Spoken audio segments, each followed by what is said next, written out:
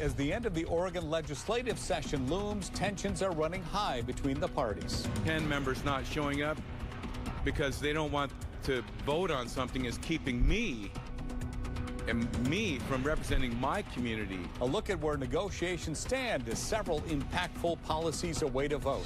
Tensions remain high between Senate Democrats and Republicans on day 16 of that GOP-led walkout. Meantime, bills are stacking up on the Senate desk, waiting for votes that might never come. Katu's Christina Giardinelli has been following many of those bills as well as this walkout for us, and she's live in Salem. Christina, some of those lawmakers are getting ready to finally play ball.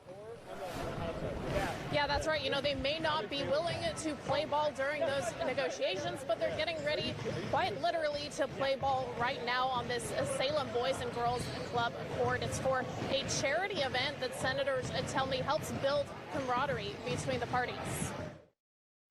For 3 weeks, bills have piled up on the Senate Republican desk. Laws meant to improve the lives of Oregonians that may never pass because Democrats and Republicans can't work past their disagreements over a handful of controversial measures like gun control, abortion rights, and gender-affirming care.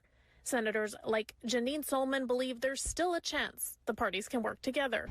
And I think it's really important for folks to realize much of the work that we do here is bipartisan. She pointed to a magazine from rural Oregon featuring her and Republican Senator Lynn Finley as an example of bipartisan collaboration. Tell you what, on the news, everything is about you guys fighting.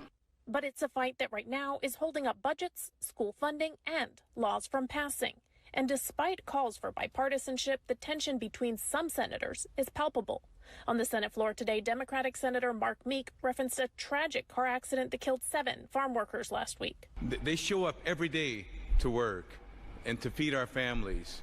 So on that note, you know, we are supposed to be showing up to work here every day also. Republican Senator David Brock Smith took issue with that. For him to actually use that as a point to position himself, talking about what we have done here with the pause for transparency. After 3 weeks of a stalemate, Senate President Rob Wagner says his tactics haven't changed. He's doing anything differently? No, we're just showing up to the floor every day and continuing to have as many conversations as we can with any Republican that wants to talk. Formal talks between party leaders, though, have not happened since last week. After those negotiations, both parties claimed the other was not willing to play ball. Keep doing that. Just keep doing Lawmakers set to face off on this court here in just a few minutes. We'll be watching closely and bringing you the latest for now. Live in Salem, Christina Giardinelli, KT News. Christina, thank you. Well, lawmakers may not be willing to play ball on the Senate floor, but they were more than ready to on the basketball court tonight. The House took on the Senate in a charity basketball game for the Boys and Girls Club in Salem. Lawmakers played on the teams and more joined as spectators. $10,000 was raised by the event. Representative Janelle Bynum says the annual charity game is known to be an event that builds camaraderie between the parties.